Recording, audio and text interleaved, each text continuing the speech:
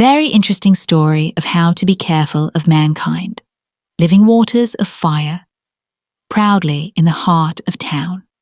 Its white walls gleamed under the sun, and every Sunday, worshippers crowded its compound. People travelled from villages far away, bringing goats, chickens, and bags of money to sow seeds for blessings. Apostle Favor, the founder, was feared and adored. He spoke with fire, his eyes burning as if he carried heaven in his voice. Miracles followed him like shadows. But what no one knew was that every miracle carried a silent death. Every night, the church grew darker than the streets outside.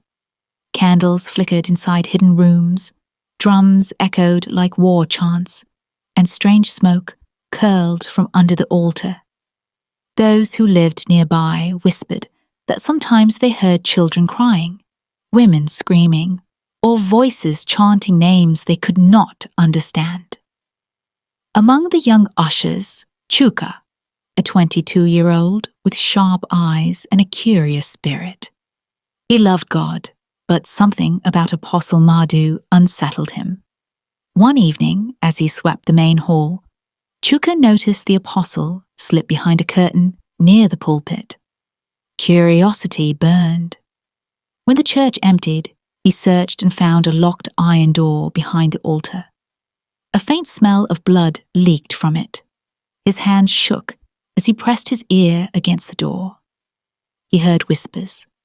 A voice low and commanding chanted in a language Chuka didn't know.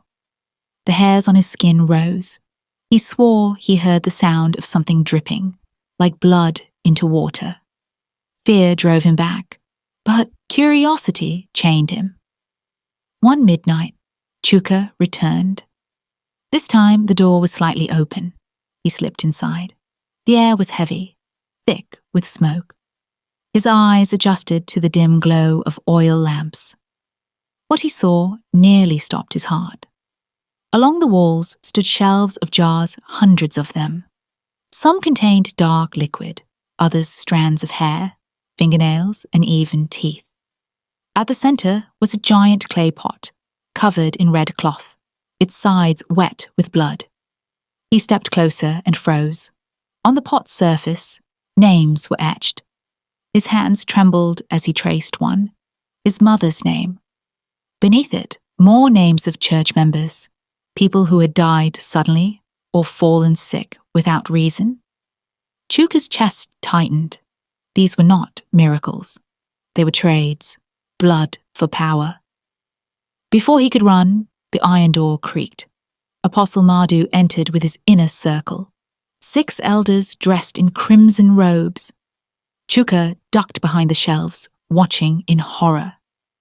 The apostle raised a silver knife and cut his palm, letting blood drip into the clay pot. The elders began chanting, voices rising like thunder. Blood for power, names for wealth, souls for miracles. The ground trembled as the blood bubbled in the pot. The jars rattled, and faint cries seeped from them. Chuka's stomach churned. He realized each jar held the life essence of someone in the church. Every testimony, every blessing had been bought with blood. The next day, Chuka tried to act normal, but Apostle Madhu's eyes lingered on him during service. The pastor preached about obedience, warning, "Those who touch the Lord's anointed will die in silence. The earth itself will swallow them." The congregation shouted, "Amen," but Chuka's heart sank. Later, in private, Apostle Madhu cornered him. "You are too curious, my son," he said softly, almost kindly. "Curiosity kills quicker than sin. Some doors are not meant to be opened." His hand rested heavily on Chuka's shoulder, his eyes dark with unspoken threat. That same week, Nkem, another usher, vanished. She was last seen cleaning the pulpit. People whispered she had eloped, but Chuka knew better. The following Sunday, during testimony, a wealthy businessman stood in church today declaring he had just received a contract worth millions after sowing a seed. The congregation cheered, but Chuka saw it differently. He remembered the night, blood for wealth. That evening, he snuck back into the forbidden room. On the shelf, a new jar glowed faintly, filled with fresh blood. Scratched on it was Nkem's name. His knees buckled. It was true. She had been sacrificed. Chuka began secretly recording what he saw. Using his phone, he filmed the jars, the clay pot, the rituals. But strange things started happening. His phone battery drained mysteriously. Footage disappeared overnight, and his sleep was haunted by visions of blood and fire. That night, he dreamt of Nkem. Her face pale, eyes hollow, whispering, "Expose them, or you will join us." Chuka woke drenched in sweat, convinced that the souls trapped in jars were reaching out. The more he dug, the more dangerous it became.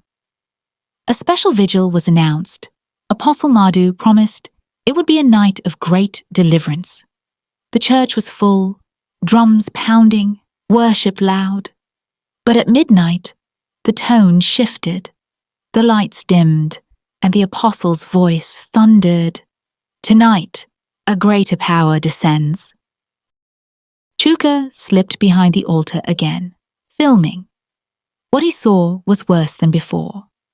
A child barely 12 was brought into the ritual room by 2 deacons. Her mouth was gagged, her eyes wide with terror. Apostle Madhu raised the knife. The congregation outside sang, oblivious to what was happening behind the walls. Chuka could not stay hidden. His heart raced as the knife came down. He burst out of the shadows, shouting, "Stop this madness!" For a moment, everyone froze. The elders snarled, grabbing him. Apostle Madhu's face twisted with rage. "You dare interrupt the covenant," he roared. The congregation outside heard the struggle. Some rushed in, only to find shelves of jars glowing, the clay pot boiling with blood, and the child trembling on the floor. Screams filled the air.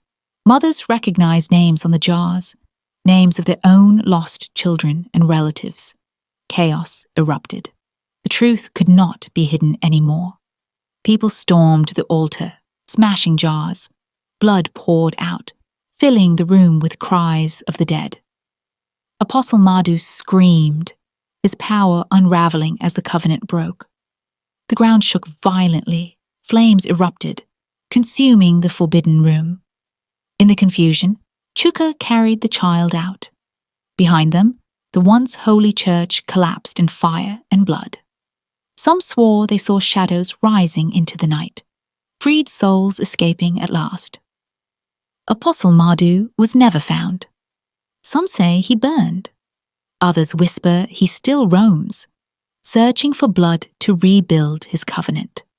And from that day, no one ever walked into a strange church without remembering. Not every altar is holy. Not every miracle is pure. If you enjoyed this video, please give us a like and don't forget to subscribe for more content.